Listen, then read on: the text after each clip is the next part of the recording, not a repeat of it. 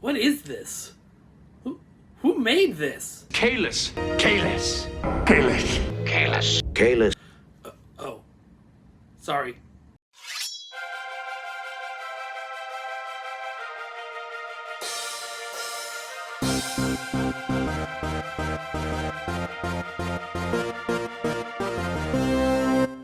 Welcome to Foibles and Fights, the swordiest sword show that ever sorted. I'm your host, Mike Fadem, creator of the League of Swords, a sword fighting show that's bringing back all your favorite memories of the 90s, but without the homophobia, misogyny, and racism. It's time to talk about my favorite silly sword, the Klingon Botleth.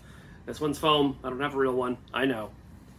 Designed by Dan Curry in 1990, this sword was a combination of a kukri, a Chinese double axe, and a Tai Chi sword to create a uniquely Klingon episode for the show Star Trek The Next Generation. Since its first appearance in 1990 in the TNG episode Reunion, the Batleth has become a ubiquitous symbol of Klingon culture and dominance.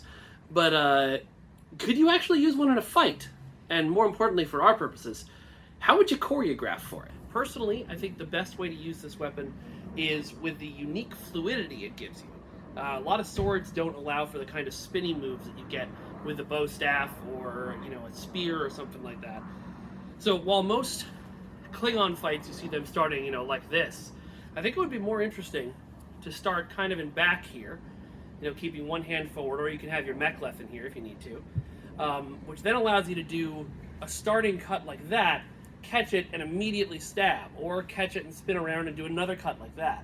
Gives you a little bit more Aido style, like you're drawing the sword and cutting with it or stabbing with it in the same motion, and then you can quite easily go into switching into the moves that we've talked about, or going two-handed and doing the bigger strikes that we were showing before.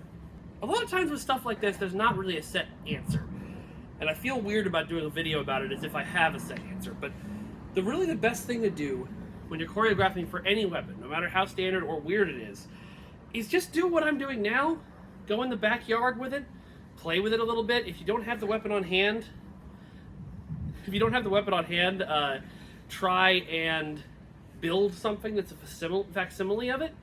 So, like when I was choreographing Shoggoths on the Veldt, which you saw in the last video, I didn't have the Khopesh or the two, I forgot what they're called, hand knives to begin with.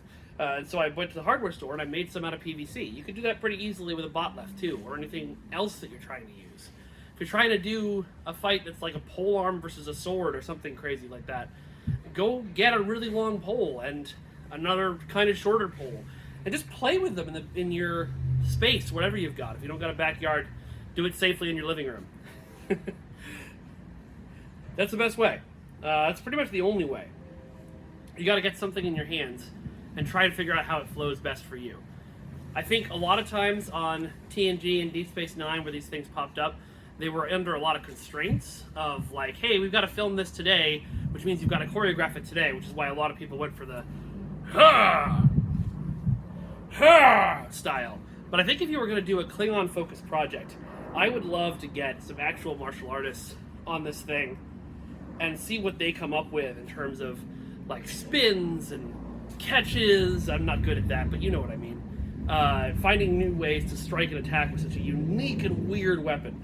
I have a feeling that if Klingons were real and you saw a Klingon master with a Botleth, it would be really cool to watch. That's all for this week. Your homework is to go to Google Translate, write something in Klingon, and put it in the comments, so I can try and translate it back for you. Until next time, remember to like, subscribe, hit that bell, sign up for our mailing list so you know about these episodes before anyone else, and so you can get sweet, sweet trading cards from the League of Swords. And, as always, stick them with the pointy end, or the pointy end, or the pointy end, or the pointy end.